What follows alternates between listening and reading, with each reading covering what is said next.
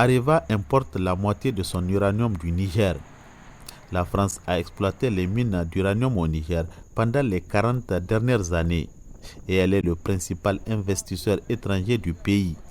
Le Niger éclaire une ampoule française sur 3 alors que la population locale n'a pas accès à l'électricité. Avec 130 000 habitants, la ville d'Arlit est située au nord du Niger, dans la région d'Agadez. Elle abrite les 2 sociétés minières de la filiale Areva. L'exploitation de l'uranium s'effectue à la Cominac, la compagnie minière d'Akokan, qui exploite de façon souterraine la mine à plus de 250 mètres de profondeur. Il y a aussi la Somaïr, la société des mines de l'Aïr, qui fait de l'exploitation à ciel ouvert. Les 2 sociétés ont produit 4500 tonnes d'uranate en 2012. Areva entrevoit de lancer en 2016 une 3e compagnie qui produira 5000 tonnes par an. Areva emploie aujourd'hui 2600 personnes et de l'avis de l'ONG Greenpeace, plusieurs travailleurs nigériens seraient décédés de maladies radioactives dans l'anonymat. Christophe Neugno, directeur adjoint de la communication à Areva, rejette ces accusations. Pour l'instant, ces vérifications qui ont été réalisées auprès de près de 400 personnes n'ont pas montré d'apparition de pathologie en lien avec l'activité minière. Nous allons continuer ces vérifications, naturellement, mais la cohérence entre les résultats de radioprotection qui montrent qu'on est en dessous des normes et le suivi médical montre qu'il n'y a pas, d'impact sanitaire de nos mines. Par contre, ce qui est vrai, c'est que nous sommes dans une région avec du vent, avec du sable, avec des poussières, et naturellement, il y a des pathologies qui apparaissent pour les personnes qui habitent dans cette région, beaucoup de pathologies ORL ou respiratoires, mais qui ne sont pas liées à la présence des mines. Les accusations de Greenpeace constituent toutefois une source de préoccupation pour les acteurs de la société civile. Maman Azawa, coordinateur de la synergie des organisations de la société civile d'Arlit, nous conduit dans la famille d'un cadre de la Somaïr. Leur fille, évacuée au Maroc, souffre de troubles d'hormones liés à la radiation. Ma fille, en réalité, souffre de la vie d'Arlit. La vie d'Arlit, c'est quoi?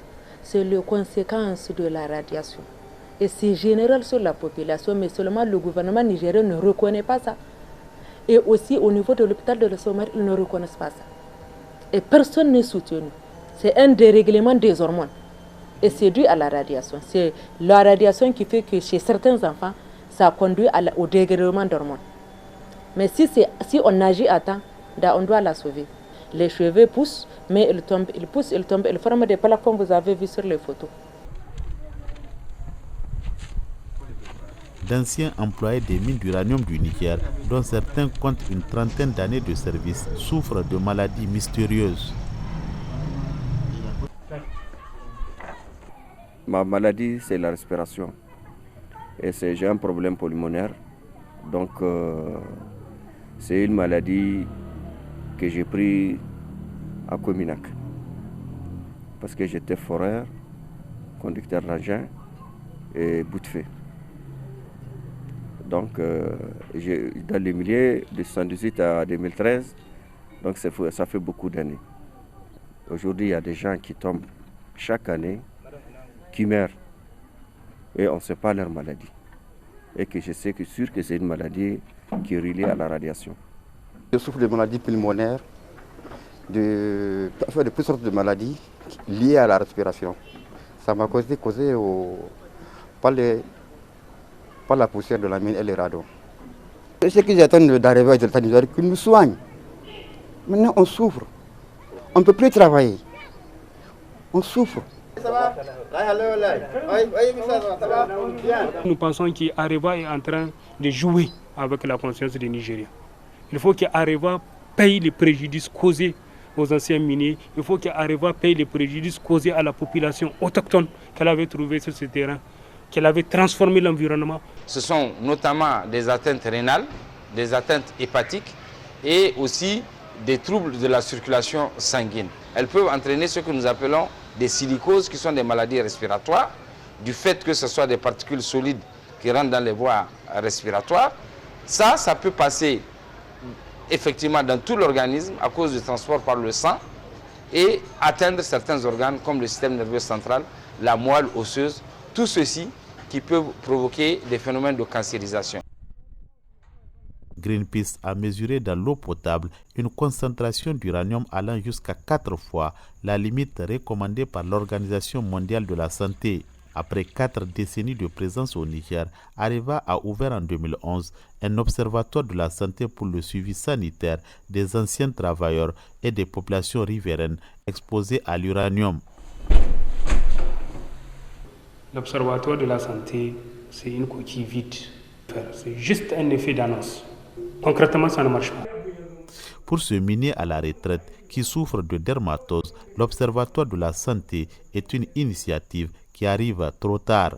La législation du travail au Niger se base sur les maladies professionnelles et cette liste date de 1965, bien antérieure au début de l'exploitation de l'uranium. Il va de soi que toutes les activités connexes qui sont liées à l'exploitation de l'uranium ne sont pas consignées dans cette liste de maladies professionnelles. Je peux vous l'affirmer, aucune dose de radioactivité n'est inoffensive.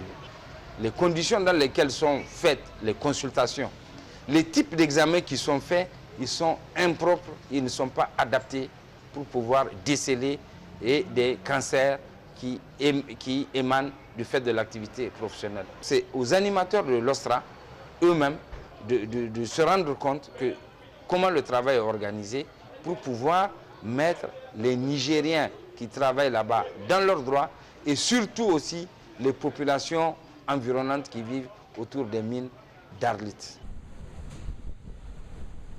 En 2012, Areva a réalisé avec son activité uranium, dont le tiers provient du Niger, un chiffre d'affaires de 1,36 milliard d'euros.